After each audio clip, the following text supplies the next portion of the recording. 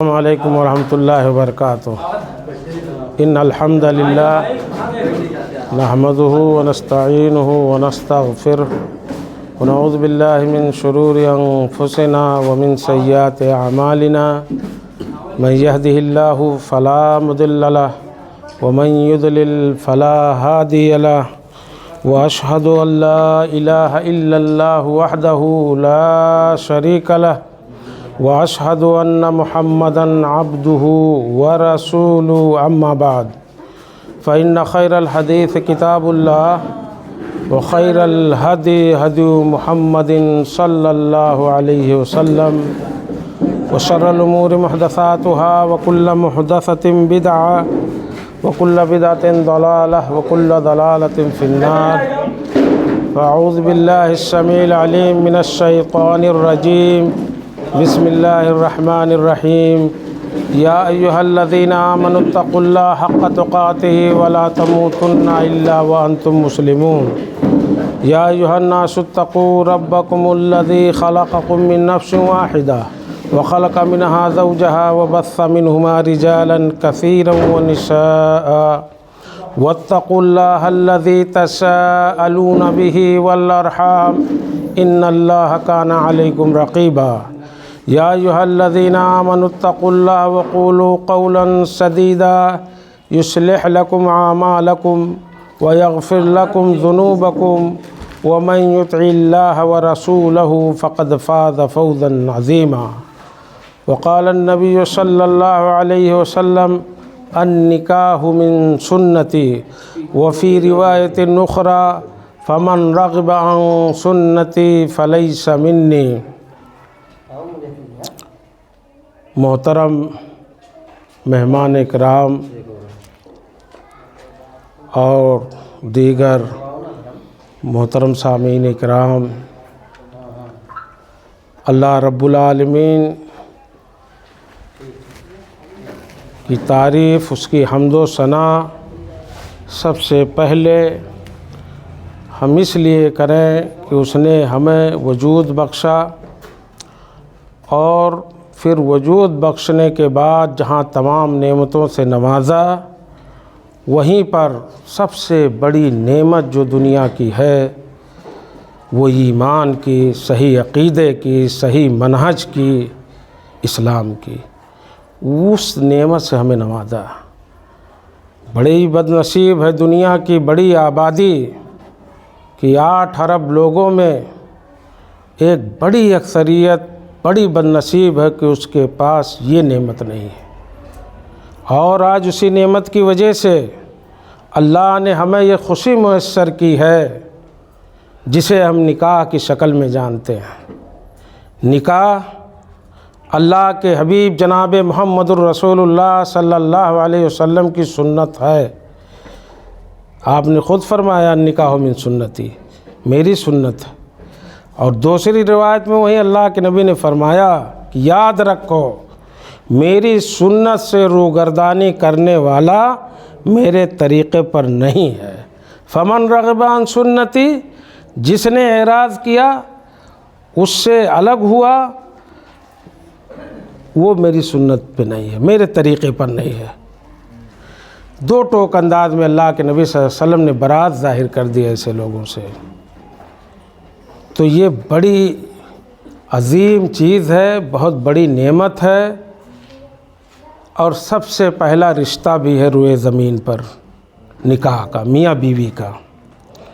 حضرت آدم علیہ السلام اور حوا علیہ السلام، یہی تو رشتہ پہلا ہے۔ اس سے پہلے کوئی رشتہ مجھے بتائے، باپ بیٹے کا ہے، پوتے پوتی کا ہے، کسی کا نہیں ہے۔ چاچا چاچی، پھوپھا پھوپھی، بہن بھائی سب بعد میں آئے۔ سب سے پہلا رشتہ روئے زمین پر میاں بیوی کا رشتہ ہے۔ اس سے اس کی فضیلت کا اندازہ ہوتا ہے۔ لیکن جتنے ہی اہم چیز ہے اتنے ہی ہم لوگوں نے اس کو پیچھے چھوڑ دیا ہے، اس کی اہمیت کو نہیں جانتے ہیں۔ جہالت سب سے بڑی بیماری ہے، اور جہالت ہوگی کہیں کیوں نہیں، ہمارے ہاتھوں کی کمائی ہوئی ہے۔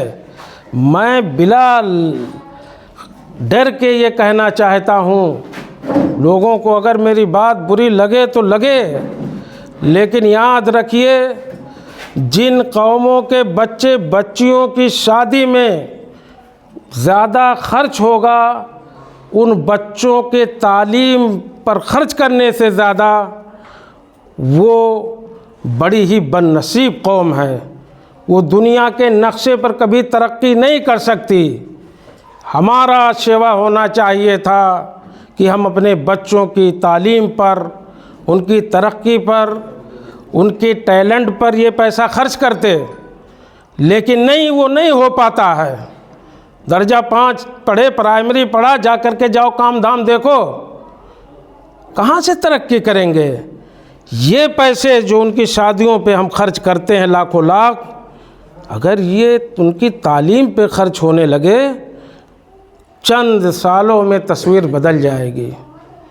دنیا کے لوگ جو گندگی کا آروپ ہمارے اوپر لگاتے ہیں، جو دہشت گردی کا جو ہے لیبل چسپاں کرتے ہیں، ہمارے محلوں کو کہتے ہیں کہ وہ گند پٹا ہوا رہتا ہے، اور مہذب قومیں ہمیں خاطر میں نہیں لاتی ہیں، وہ ہماری وجہ سے ہے۔ ہم نے پلاننگ نہیں کی، پلاننگ ہونی چاہیے تھی۔ اللہ کے نبی جناب محمد رسول اللہ صلی اللہ علیہ وسلم پر قربان جائیے، آپ نے فرمایا کہ 4 چیزوں کی وجہ سے شادیاں کی جاتی ہیں لڑکیوں سے، عورتوں سے۔ تنکح المرأۃ لأربع، 4 چیزوں کی وجہ سے۔ پہلی چیز اللہ کے نبی نے فرمایا، دیکھیے ترتیب دیکھیے اس حدیث کی، ولمالہا، مال بہت اہم چیز ہے، کتنی لوگ مال ہی کی طرف تو بھاگتے ہیں۔ ولحسبہا، اس کے بعد خاندان دیکھتے ہیں۔ ولجمالہا، پھر خوبصورتی دیکھتے ہیں۔ لاسٹ میں کیا؟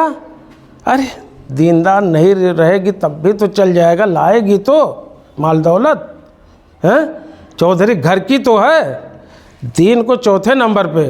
لیکن اللہ کے نبی صلی اللہ علیہ وسلم نے کہا فاظفر بذات الدین، میری امت کے لوگوں سنو، دین دار لڑکی کا اختیار کر کے کامیابی حاصل کر لو، وہیں سے کامیابی ملے گی۔ گھروں کو اگر اپنے جنت نما بنانا ہے تو دیندار لڑکیوں کا انتخاب کرو، یہ اللہ کے نبی نے فرمایا ہے۔ میں اس وقت کی بات یاد دلا دوں، مکے میں جب بچے پیدا ہوتے تھے تو کچھ دن مائیں دودھ پلانے کے بعد بادیہ میں، گاؤں میں، وہاں ماحول تھا، وہاں کی دائیاں جو ہے مکے میں آ کے بچوں کو لے جاتی تھیں اور دودھ پلاتی تھیں، اس کے عوض میں پیسہ ملتا تھا ان کو۔ اس کی تمام وجوہات تاریخ سیرت کی کتابوں میں آپ دیکھیں گے، پڑھیں گے تو ملے گا، علماء نے لکھا ہے کہ دیہات کی آب و ہوا اچھی ہوتی تھی، مکے میں لوگ آتے تھے، حرم تھا، تمام جگہ کے لوگ آتے تھے، عربی اجمی سب، یہاں کی زبان اچھی نہیں ہو پاتی تھی، وہاں فصیح عربی جان جاتے تھے، کھلی بیہ میں، کھلے ماحول میں رہتے تھے، تندرست اور توانا ہوتے تھے بچے دیہاتوں میں جا کے، کئی وجہ تھی۔ اور پھر جو ہے بیویاں اپنے شوہروں کی خدمت اور ان کی بندگی کے لیے فارغ ہو جایا کرتی تھی۔ کئی مقاصد بیان کیے جاتے ہیں، الغرض اس سے مطلب نہیں۔ جب اس سال اللہ کے نبی صلی اللہ علیہ وسلم جس سال پیدا ہوئے، اس سال بھی عورتیں آئیں دائیاں اور ڈھونڈنے لگی پورے مکے میں، ڈھونڈ کر کے سب لوگوں نے مالدار بچوں کو لے لیا، خاندان والے بچوں کو لے لیا جہاں سے مال ملنا تھا۔ یہ در یتیم جو سید الاولین والآخرین ہے، جو محمد الرسول اللہ صلی اللہ علیہ وسلم انبیاء کے سردار ہیں، وہ بچ جاتے ہیں۔ کیوں؟ یتیم تھے، کوئی آگے پیچھے نہیں، باپ ہی نہیں ہے، پیسہ کون دے گا؟ سب نے چھوڑ دیا۔ دائی حلیمہ نے انتخاب کیا اور لے لیا، کہا کچھ نہیں تو اسی بچے کو لے چلتے ہیں۔ اب دیکھیے اس جب دیندار ہستی کو اور کائنات کے ہیرے کو جب انہوں نے چنا تو ان کا کھچر اور سواری جو آتے وقت سب سے پیچھے رہ جاتا تھا، کمزور تھا، وہ سواری کمزور تھی، جو ہے کھچر کمزور تھا، جب واپس ہونا شروع ہوا تو سب سے آگے، اس لیے کہ دین کو رواج دینے والا، دنیا کو نیا رخ دکھانے والا دنیا کو روشنی دینے والی شخصیت اس خچر پہ موجود تھی، تو دین کو لے کے جا رہی تھیں اماں ہوا، اور ان کا خچر سب سے آگے جا رہا ہے، بستی میں پہنچتی ہیں، گھر جو ہے مالا مال ہو جاتا ہے، وہ بکریاں جن کی چھاتیوں اور تھن میں دودھ نہیں تھا، وہ دودھ ان کے تھنوں میں بھر گیا، برکت ہی برکت آ گئی۔ اس سے یہ استنباط کرنا مقصود ہے کہ دیندار بچیوں کا انتخاب کرو اگر گھروں کو جنت بنانا ہے، اگر خوشیاں چاہتے ہو، اگر دنیا آخرت کی کامیابی ہمیں چاہیے تو دیندار بچیوں کا انتخاب کریں۔ یہ ترجیح ہے ہماری شریعت کا، ہمارے رسول کا، ہمارے اسلام کا۔ دنیا والوں کا معیار ہو سکتا ہے حسب و نسب، مال، خوبصورتی، لیکن محمد الرسول اللہ صلی اللہ علیہ وسلم نے ہمیں اختیار دیا کہ نہیں، دین کو سراخوں پر رکھو۔ یہ ہے ہمارا دین اور یہ ہے اسلام۔ ان چیزوں کو ہم نے چھوڑ دیا، گمراہ تو ہوں گے، ذلیل تو ہوں گے، دنیا کے نقشے سے تو مٹیں گے، شہر تو ہمارے جو ہے برباد ہوں گے، ملک برباد ہوں گے، خون ہمارے جو ہے ہمارے پانی سے سستے ہو جائیں گے، ہماری وجہ سے سب کچھ ہے۔ یہ سب معیار ہم نے چھوڑ دیا۔ اسی طرح سے سادگی ہونی چاہیے۔ عدم النکاح برکتن ایسرہ مؤونتن، کون کرتا ہے اس طرح سے؟ آپ لوگ آج کا کے مہمان جو بہت مختصر لوگ آئے، میں انہیں مبارکباد دیتا ہوں اور مبارکبادی کے مستحق ہیں۔ اس طرح کی شادیاں ہونی چاہیے۔ دنیا کیا کہتی ہے کہتی رہے، لیکن دین کے معاملے میں کسی کی پرواہ نہیں کرنا چاہیے۔ ایمان، اہل ایمان کا یہ سیوا ہے کہ ملامت کرتے رہیں لوگ، کسی کی ملامت کی فکر نہیں کرتے ہیں۔ سادگی کے ساتھ شادیاں کیجئے، اور وہی برکت کے حساب سے بڑی شادی ہے۔ یہ اللہ کے نبی صلی اللہ علیہ وسلم نے ہمیں سکھایا ہے۔ اور اسی بنیاد پر آپ دیکھیں گے کہ مدینے میں شادیاں ہو جاتی تھیں، صحابہ کرام جب شادی کا جو رنگ ہوتا تھا زردی وغیرہ زعفران کا لگتا تھا کپڑے میں، تو اللہ کے نبی دیکھتے تھے کہ ارے فلاں تم نے شادی کی ہے اپنے صحابی سے؟ کہتے تھے ہاں اللہ کے نبی شادی۔ کائنات کا سردار موجود ہے اور جانیں ان کے اوپر چھڑکنے والے صحابہ موجود ہیں، لیکن اتنی اہمیت نہیں دیتے تھے، سادگی کے ساتھ۔ اور جان لو اسلام میں جو چیز جتنی ضروری ہے اتنی ہی آسان اسلام نے بنایا ہے، ہم نے مشکل کر دیا ہے۔ اللہ کے نبی پوچھتے تھے کہ شادی کیے ہو؟ کہاں؟ تو کہا ولیمہ کیے، کہنے لگ کہا ولیمہ کر ڈالو۔ اماں عائشہ رضی اللہ تعالیٰ عنہا فرماتی ہیں کہ جب میں اللہ کے نبی صلی اللہ علیہ وسلم کے ہاں ودا ہو کے آئی، اور اللہ کے نبی صلی اللہ علیہ وسلم نے جب شب زفاف منایا میرے ساتھ، تو میں 9 سال کی لڑکی تھی، اور ولیمے میں کیا ہوا تھا جانتے ہیں؟ اماں عائشہ کہتے ہیں کہ نہ اونٹ ذبح کیا گیا نہ ایک بکری۔ ہاں، سعد بن عبادہ غالباً ان کا ذکر آتا ہے صحابی میں سے، جفنا ایک برتن بڑا تھا، اس میں کچھ کھانے کا سامان انہوں نے دیا صحابی نے، اور اسی کو سب جو 10-5 لوگ تھے ان کو کھلایا گیا، وہی ولیمہ تھا۔ آپ کی چہیتی بیوی اماں عائشہ کا نکاح ہوا ہے آپ کے ساتھ، اور ولیمہ کتنا مختصر ہو رہا ہے، دوسرے صحابی نے کچھ دیا ہے کھانے پینے کی چیزیں، نہ اونٹ ذبح کیا گیا نہ بکریاں ذبح ہوئیں۔ یہ ہے اسلام کی سادگی۔ اس طرح سے شادیاں ہوتی تھیں۔ ہم لوگ تمام لوگ اگر خود سرخروئی چاہتے ہیں دنیا آخرت میں، اپنی شادیوں کو آسان بنائیں، اپنے آپ کو بدلیں اور اسلام کے رنگ میں رنگیں۔ ایک آخری بات میں اور کہوں گا، جو میرا یہ ایک وہ بن گیا ہے کہ میں ہر شادی میں یہ کہتا ہوں کہ بچیوں کا حق دینا چاہیے۔ للرجال نصیب مما ترک الوالدان والاقربون وللنساء نصیب مما ترک الوالدان والاقربون مما قل منہ او کثر نصیبا مفروضا۔ جو بچوں کے والدین یا بچیوں کے والدین یا ان کے قریبی لوگ جن میں ان کا حصہ وراثت کا، وہ چھوڑ کے جائیں، چاہے کم ہو دولت یا زیادہ، بچیوں کا بھی اس میں حصہ جیسے بچوں کا۔ یہ قرآن کی آیت اس لیے میں پڑھ کے سنا کہ قرآن ہے، اللہ کا کلام ہے، اللہ حکم دیتا ہے، اللہ حصہ لگاتا ہے۔ کون ہوتے ہیں آپ اور ہم محروم کرنے والے؟ ہم اپنی بہنوں کے بھائی یہاں موجود ہیں، اپنی بیٹیوں کے باپ موجود ہیں، کس منہ سے اللہ کے ہاں جواب دیں گے؟ بچوں میں کون سا سرخاب کا پر لگا تھا، سب کا سب ان کو دے دیے۔ اللہ کہتا ہے قرآن میں کہ دو مسلمان ہیں، کیوں روتے ہو؟ مسلمانوں پہ آفت آتی ہے، روتے ہو؟ کہاں مسلمان ہو؟ قرآن کہتا ہے دو، آپ دے ہی نہیں رہے، کیسے مسلمان ہو؟ سدھار لاؤ، ان چیزوں پہ عمل کرو۔ قیامت کے دن آپ کے پاؤں کانپیں گے، آپ کے ہونٹ کانپیں گے، حاجی ہو نمازی ہو وہاں جواب نہیں دے پائیں گے۔ یہ حقوق العباد کا معاملہ ہے۔ بچیوں کو آپ نے سماج اور معاشرے اور سوسائٹی میں مجبور کر دیا ہے، جبکہ ہونا یہ چاہیے تھا کہ ہماری بیٹیاں، ہماری بہنیں سماج اور سوسائٹی میں مضبوط ہوتی، ہم نے انہیں مجبور کر دیا۔ آج وہ ٹھوکر کھا رہی ہیں، بے وقات ہیں، تو ہماری وجہ سے ہم نے اپنی بہنوں بیٹیوں کو مجبور کیا ہے۔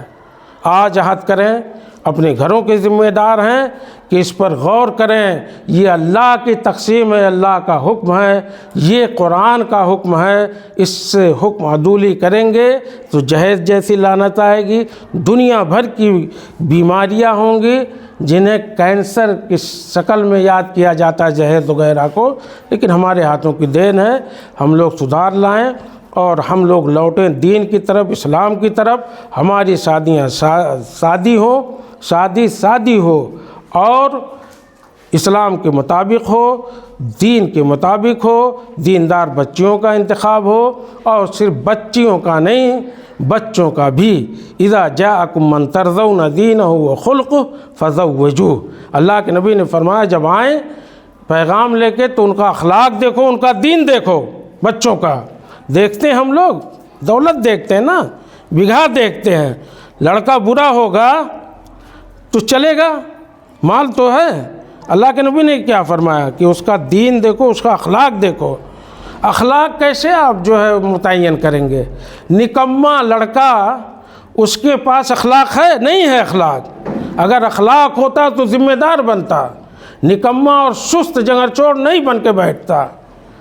نکمے لوگ بااخلاق نہیں ہیں۔ دیکھ لو ایسے کہ اگر اخلاق ہو اس کے پاس اور دین، اللہ کے نبی نے فرمایا دیکھو۔ ایک جگہ میں جانتا ہوں اور مبارکبادی کے مستحق ہیں وہ بڑے بھائی جو اپنے چھوٹے بھائی کے لیے رشتہ دیکھنے کے لیے آئے۔ بچے کو دیکھا تو اس کی پیشانی پہ نماز کے نشانات تھے۔ کہا اس بچی کے ماتھے پہ میں نے نماز کے نشانات دیکھے ہیں اور ایسا ہے کہ میرا بھائی نمازی نہیں ہے۔ میں صحیح بتا دینا چاہتا ہوں اس بچی کے قابل میرا بھائی نہیں ہے۔ صاف لفظوں میں انہوں نے کچھ نہیں چھپایا، کہا کہ یہ بچی نمازی ہے، میرا بددین ہے میرا بھائی۔ تو ایسے بہت کم لوگ ہوتے ہیں۔ بچی کو اگر چاہتے ہیں کہ دیندار ہو تو بچہ بھی دیندار ہو، اس کو دیکھیں کہ دیندار ہے کہ نہیں۔ اس بنیاد پہ ہم لوگ اپنے رشتوں کا انتخاب کریں اور اسلام کی روشنی میں رشتے کریں۔ اللہ سے دعا ہے کہ الہ العالمین ہمیں اس کی توفیق و طاقت عطا فرمائے۔ اور پھر ایک بار میں تمام اپنے مہمانوں کو اور تمام لوگوں کو اس شادی کی مبارکباد پیش کرتا ہوں۔ اللہ سے دعا کرتا ہوں کہ اللہ تعالیٰ اس شادی میں، اس رشتے میں خیر و برکت عطا فرمائے۔ وآخر دعوانا ان الحمد للہ رب العالمین وصلی اللہ علی نبینا محمد۔